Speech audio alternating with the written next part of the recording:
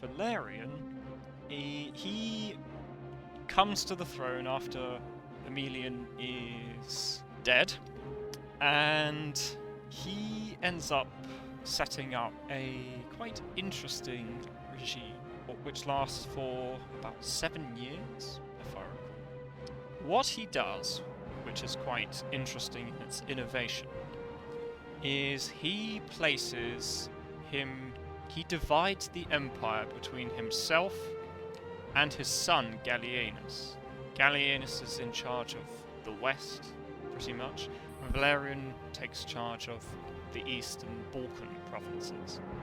Not only does he have 2 co-emperors, co-Augusti, but he also places his grandson, Valerian II, as Caesar, who is in nominal charge of the Danube area. So he's got 3 imperial presences around the empire. And this system, which I personally like to call the Valerian diarchy, because it's kind of like a rule of 2, and definitely has ideas of the future tetrarchy are starting to take place to try and solve the issues surrounding the 3rd century crisis. And his reign is very much a mixed bag. The empire is under increasing external pressure. Also, the threat from the Sassanids returns, which is where eventually in 260 he leads his army east. Some of the sources describe it as he is duped into making terms with the Sassanids, and during the meeting he is arrested and taken prisoner, which leaves the empire in a spot of bother. But because he has set up this system with Gallienus and Valerian II, who's actually dies before Valerian is captured, he actually has, I wouldn't call it a smooth succession, but you have the passage of the monarchy from one emperor to his heir successfully. Gallienus continues to hold power until 268. So Valerian, in some respects, is fairly successful politically, if little else. He also sets up many mints in the empire to more efficiently pay soldiers. He also one of his policies is to start an active persecution of the Christian community. 3rd century seems to have an interesting, almost self-made issue of the Christian problem, which Valerian decides to try and remedy by persecuting them. In Eusebius, it's described as a man from Egypt basically poisons his mind against them for various reasons, and it's through this method that Valerian starts to persecute Christians, and then he gets his divine retribution when he's captured by the Persians and used as a footstool, and then eventually skinned and hung up on a temple wall. But this is the first properly directed persecution that we know some actual features of. There is an earlier persecution mentioned by Lactantius by Maximinus Thrax, but I'm not aware of any of the details about that. I'm not sure if there are even any martyrs from it. But one of the most prominent martyrs from Valerian's persecution is Saint Cyprian, who is executed around this time. It's a mixed bag for Valerian. Again, the situation is dire, to put it generously, but he's starting to come to grips with some of the problems the Empire is facing, not only enacting real solutions to solve these problems, but they're also continued by his successor Gallienus. What do you think of Valerian? Yes, I think he was, he seems to have been, this was someone who was putting a good amount of effort into making things work. I think right at the outset, I suppose I can't think of many other examples. Maybe there are other examples deeper into Byzantine history, but I can't think of many examples where the general who was sent by the previous emperor to collect reinforcements, but then the previous emperor is overthrown, he nevertheless then just becomes emperor and manages to beat the seemingly the victor in the Civil War. Although I suppose the year of 6 emperors in 238 is a bit like that. So that seems to suggest some sort of spark of competence in the year 253 when he takes power. And yeah, I think it is an impressive leadership arrangement where, yeah, he does form this diarchy, nominally a triarchy because of the Caesar. Yeah. Where, yes, Gallienus is basically taking control of. Seems to be for most of the time, Gallienus has the mammoth task of protecting both the Rhine and the Danube to a degree. With Valerian II as eventually body in the east. Eventually being placed on the Danube as this sort of figurehead, with the general Ingenuus perhaps being the one with more practical power on that frontier. It's a similar arrangement to Saloninus after Valerian dies. Yes. Saturninus. Yeah. He's Yeah. placed as effectively the regent for Saloninus. Actually, it's Silvanus, actually. The Guardian is Silvanus, yes. Yes. Silvanus is kind of a regent for Saloninus along the Rhine, while Gallienus takes effective control of the rest of the empire. The only issue with the Valerian diarchy is that he runs out of family members, basically, and he also runs out of adult family members. So Valerian II's dead before he's even dead. Then he gets captured, and then there's only 2 left. And then Saloninus is also murdered by Postumus in 260. In only a couple of years or so, the fairly solid political situation that Valerian sets up is almost completely undone, so that by the first few years of Gallienus's reign, it's just him, and he doesn't have any heirs. He has the problem of who does he pass his empire on to. I think actually, I mean, yeah, they have some pretty bad luck. Definitely the original 3, through some sheer bad luck, well, original 4, it gets whittled down to Gallienus in the space of 3 years. Yeah. Where you have Valerian II. We don't know how he died, but he died, and so they replaced him with Saloninus, who is then, as you say, set up on the Rhine when Gallienus has to return to Italy to deal with an invasion of Italy by the Alemanni.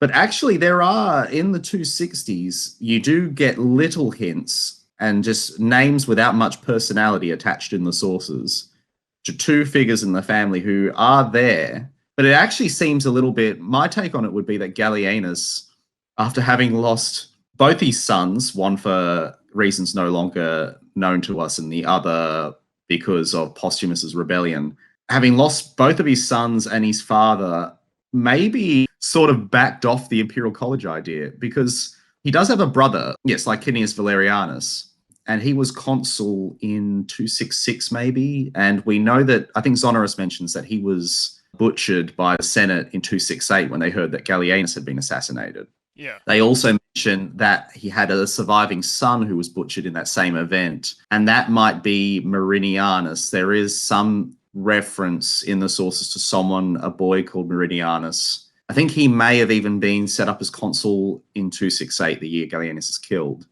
So maybe Gallienus very slowly restoring his own confidence in setting up an imperial college, lest his family members are again put in the firing line. Yeah, Gallienus's wife also dies as well, so it's quite a slew of family tragedy for Gallienus, which might perhaps explain a little bit why he doesn't really appoint anyone else from his family. Yeah, he may have been a bit scarred by it all. I definitely, though, bringing up the women, that does kind of tie into another strong aspect of Valerian's arrangement, which is he also did really promote the empresses. Like, we have inscriptions and coins mentioning Salonina, the wife of Gallienus, as Augusta Empress. Again, all a part of this dynastic self-presentation.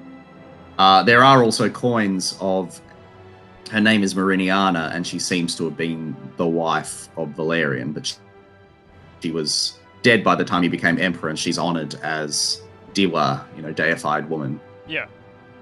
So they were made. I mean, yeah. So to Valerian's credit, he made a strong show of. He made what seemed to be a strong imperial college and buffered it up with all the dynastic trappings, and so that created some sort of, I guess, for the period, of vague longevity. I mean, it is striking that between 253 and his capture in 260, it's debatable that there were any usurpations, and if they were insignificant.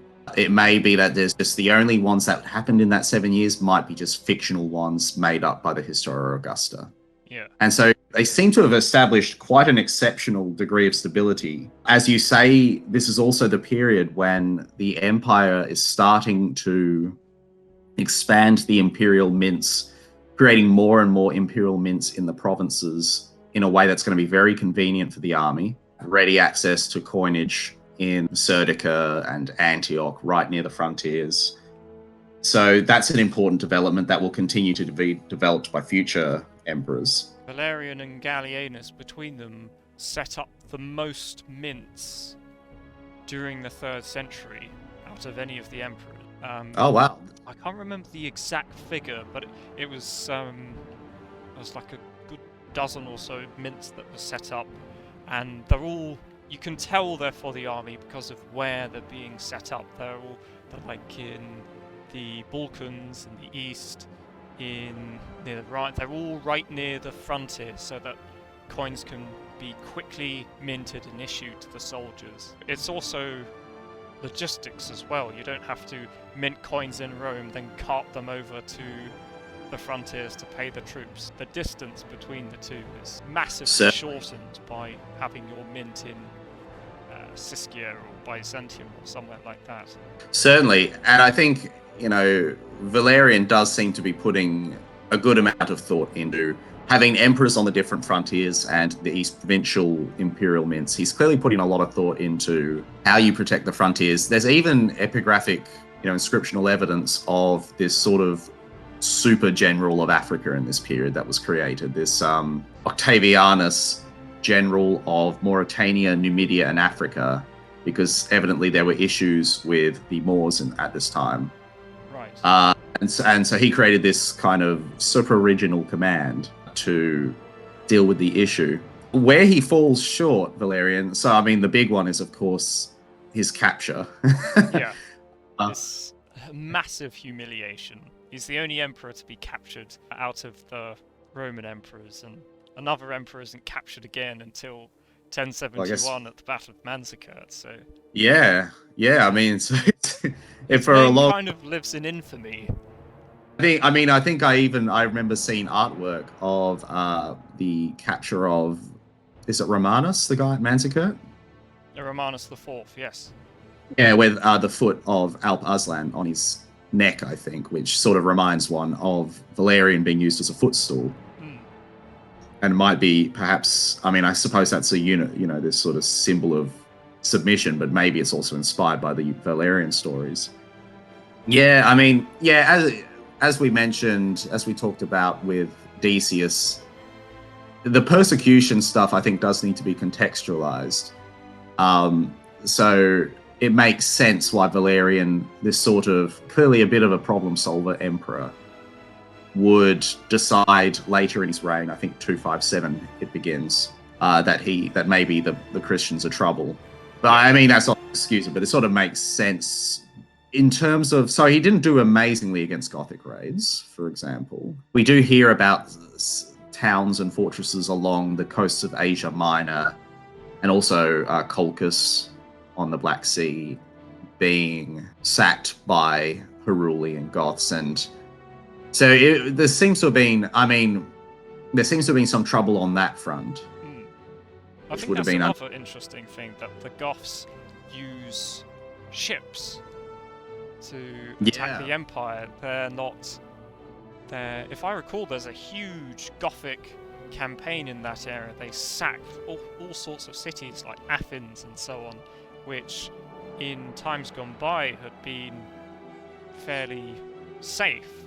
I know that Athens had no walls since Sulla tore them down in the last century BC, and then when Right. the Goths came running, they quickly, I think in one of the Dexippon fragments, he mentions how the Athenians had to quickly throw up a wall.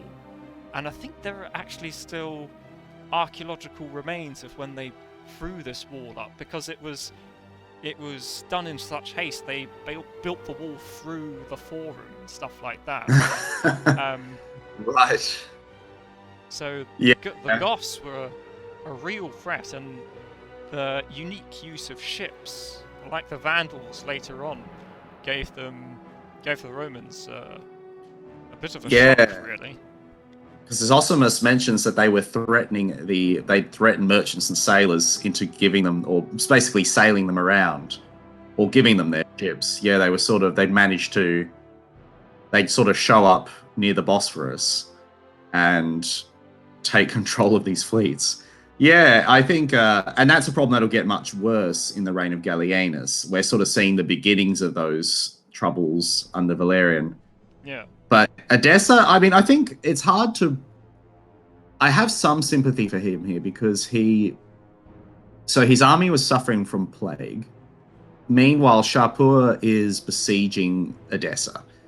And so Valerian shows up to try and make a show of force, it seems, and intimidate Shapur, but he doesn't offer battle because he knows his army is weak. And he seems to be waiting for reinforcements, I guess from Gallienus, maybe from someone else.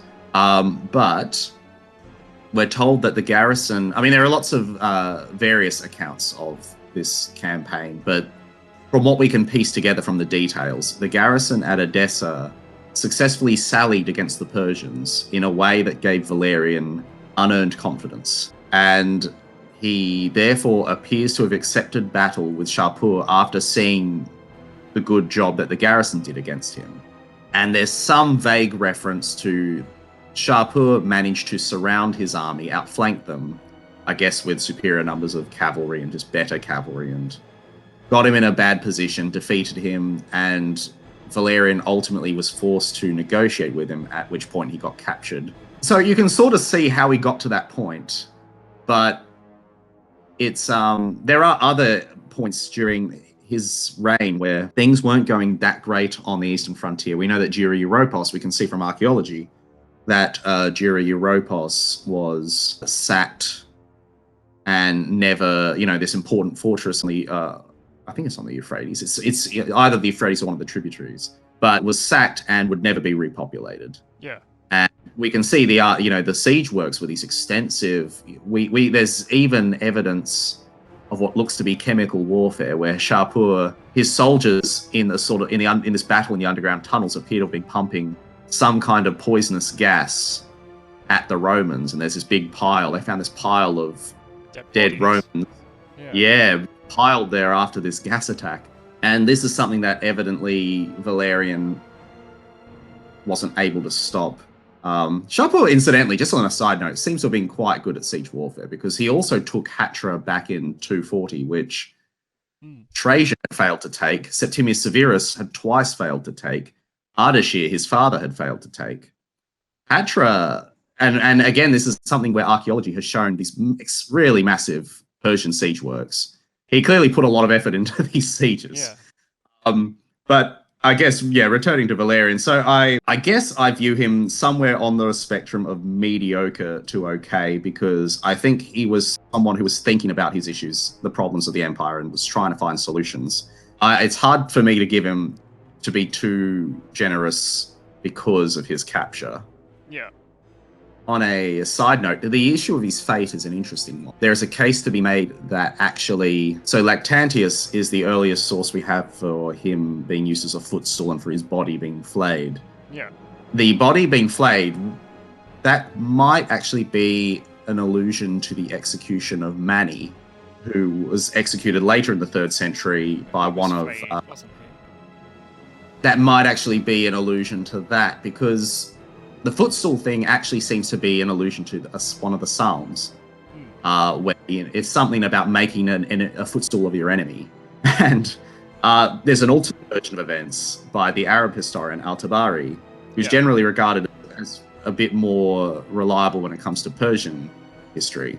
He says that actually Valerian was given a dam to administer, the construction of a dam in Sistar in Persia, and he and his prisoners of war constructed this dam, and then he was either mutilated and released, or he was just executed after that. But seems to have been, made to do some work for them as an administrator.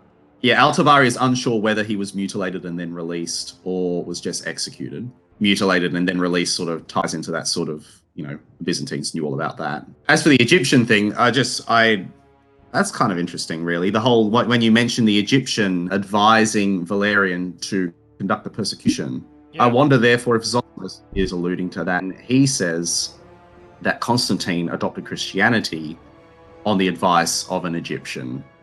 I mean, Zosimus appears to actually be referring to Hosius of Cordoba, but he refers to him as an Egyptian. And I wonder if that's some kind of nod to Eusebius. But anyway, yeah, so I guess I'm somewhere on the mediocre to okay scale for Valerian. I would agree. I think he is a mediocre emperor. Not so much saying that he was incapable, but there are some good parts to his reign and there are some bad parts to his reign, and it kind of meets in the middle. His capture, great humiliation, he's lost his army, and then the east is completely exposed to attack. But his empire is, I wouldn't say secure. You get the idea that the steps that Diocletian would take to end the crisis of the 3rd century, you see being taken by Valerian and Gallienus at this point. And he certainly had a lot of problems to try and tackle.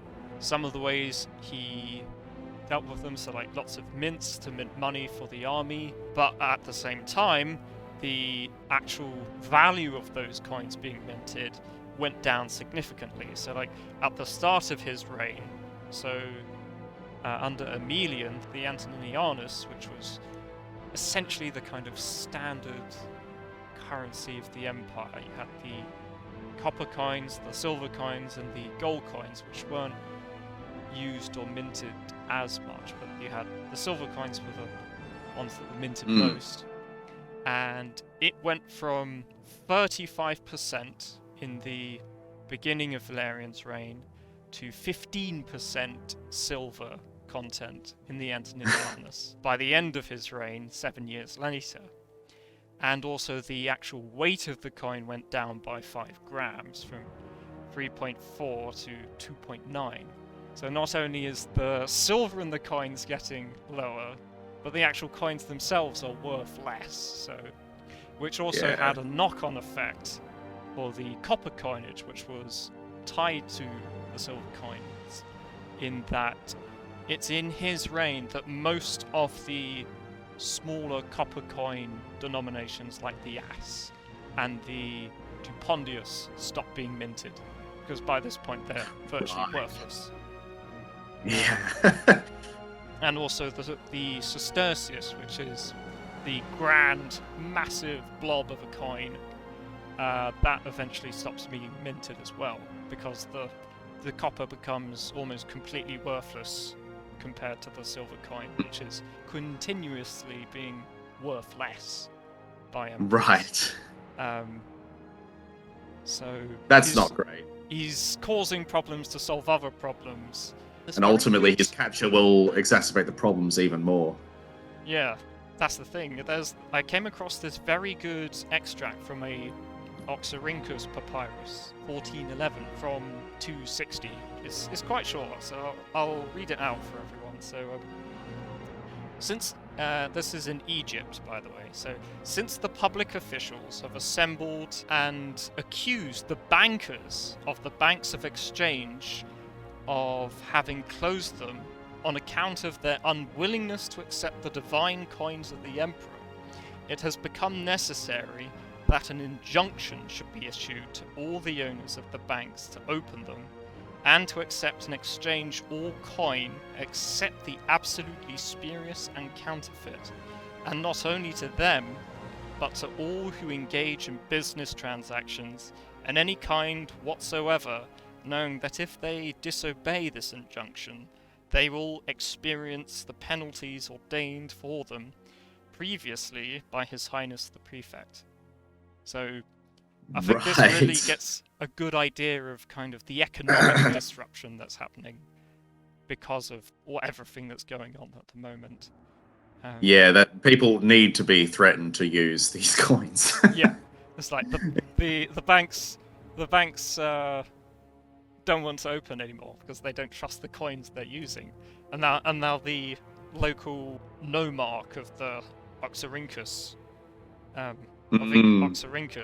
he's been forced to have these banks thrown open to continue trading.